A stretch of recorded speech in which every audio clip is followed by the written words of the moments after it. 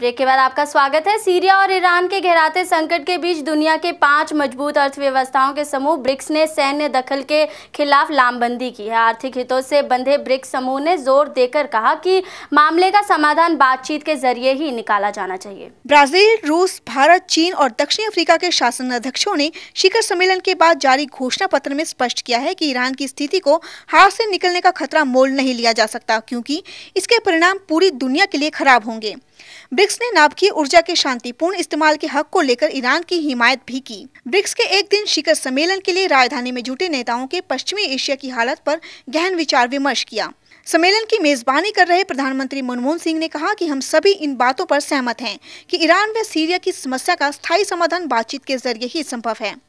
सम्मेलन में ब्राजील के राष्ट्रपति डिल्मा रोसेफ ने तो अमेरिका समेत नाटो देशों की ओर इशारा करते हुए दो टूक कहा कि हालात को सुलझाना है तो ईरान पर हमले और पाबंदियों के उत्तेजनापूर्ण बयानबाजी से भी बाज आना चाहिए।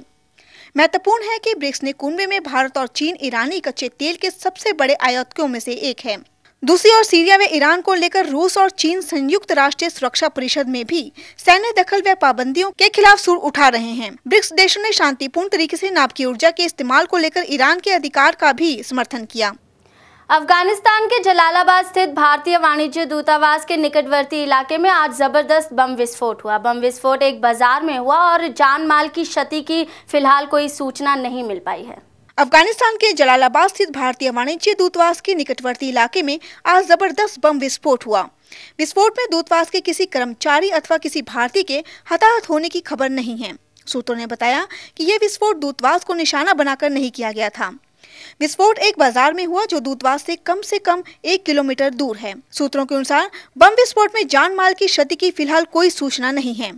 आतंकवादी संगठन अफगान तालिबान द्वारा इस विस्फोट की जिम्मेदारी लिए जाने की भी खबर मिली है। हालांकि इस सिलसिले में संगठन की ओर से प्रत्यक्ष तौर पर अब तक किसी किस्म की पुष्टि नहीं की गई है।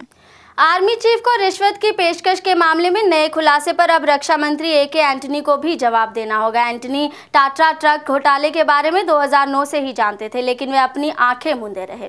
कर्नाटक के नेता डॉक्टर हनुमंथप्पा ने सोनिया गांधी को इस बारे में चिट्ठी लिखी थी, जिसे रक्षा मंत्रालय को उचित कार्रवाई के लिए भेज दिया गया था। सूत्रों के मुताबिक उनके पास दस्तावेज मौजूद हैं कि हनुमंथप्पा ने सोनिया गांधी को लिखी चिट्ठी में कहा था कि बीईएमएल के सीएमडी वीआरएस नटराजन ने 6000 करोड़ रुपए के टाटा ट्रकों का ठेका सीधा उत्पादन कंपनी को ना देते हुए उनके ब्रिटिश एजेंट को दिया था। उन्होंने लिखा, यह सौदा रक्षा खरीद दिशा निर्देशों का सीधा साधा उल्लंघन है।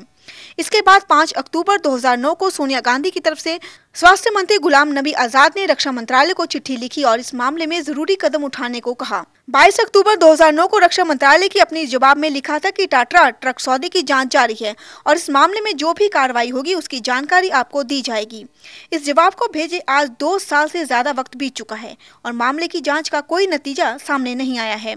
रक्षा मंत्री एंटनी ने हाल ही में राज्यसभा में कहा था, सेना प्रमुख जनरल वी.के. सिंह ने मुझे घटिया क्वालिटी के 600 टाटा ट्रक की फाइल आगे बढ़ाने के लिए 14 करोड़ रुपए की रिश्वत पेशकश की बात मौखिक रूप से बताई थी।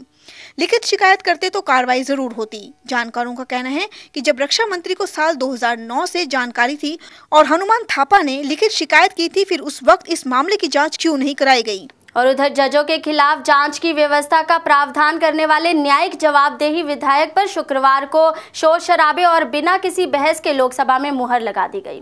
जिस समय विधेयक पारित कराया गया, सदन में सत्ता पक्ष की अग्रिम पंक्ति पूरी तरह खाली थी। सत्ता पक्ष और विपक्ष को मिलाकर बमुश्किल 1/4 सांसदों की मौजूदगी भी नहीं थी। तेलंगाना मसले पर शोर शराबे के चलते कानून मंत्री सलमान खुर्शीद विधेयक पर अपना भाषण पूरा नहीं पढ़ पाए। बावजूद इसके कई संशोधनों पर संसद की हामी लेते हुए विधायकों को मंजूरी दी गई।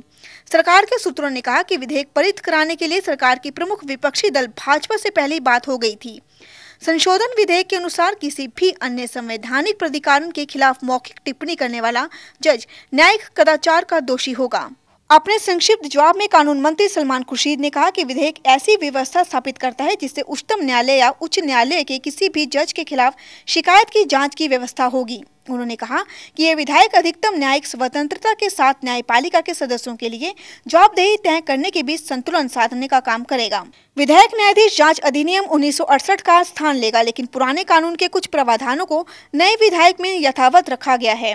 इससे उच्चतम न्यायालय या उच्च न्यायालय के किसी जज के खिलाफ महाभियोग की शक्ति संसद के पास ही रखने का प्रस्ताव शामिल है। वक्त है एक और छोटे से ब्रेक का। ब्रेक के बाद जारी रहेगा खबरों का सिलसिला। बने रहिए लाइव टुडे के साथ।